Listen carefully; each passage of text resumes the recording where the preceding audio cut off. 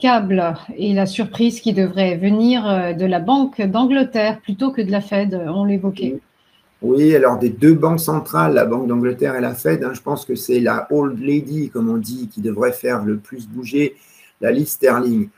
Jusqu'à présent, donc, les anticipations des traders sur les swaps de taux interbancaires, OIS et Sonia, ont supporté le câble. Ils anticipent donc à 41% une première baisse du taux directeur de la Banque d'Angleterre pour Mass contre 66% pour la Fed.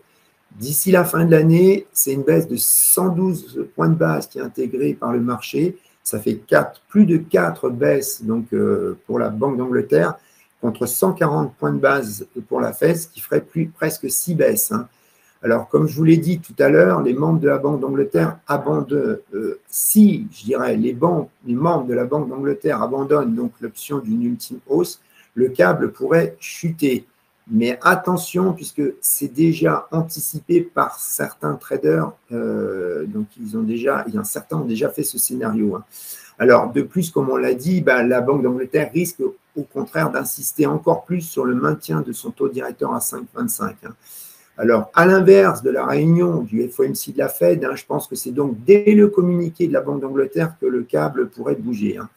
Côté analyse technique, on a la paire qui s'est maintenue au même niveau que la semaine dernière. Alors, comme support, on a le plus bas de la semaine dernière, un 26,42, puis un 26,50, puisque c'est un 26,42 la moyenne mobile de 100 jours. Plus bas, on a juste en dessous un 26,10, c'était le plus bas post non-farm payroll publié en janvier. Côté résistance, on a un 27,73, un 28, c'est le plus haut la semaine dernière, qui a été donc atteint suite aux bons chiffres des directeurs d'achat au Royaume-Uni, qui contrastent avec l'Europe.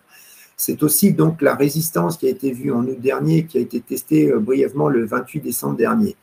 Plus haut encore, on a un 28,80, un 28,95, c'est la zone de résistance qu'on avait vue en juillet dernier, et c'est aussi le ratio de Fibonacci 61,8% entre le plus haut de 2021 et le plus bas de 2022.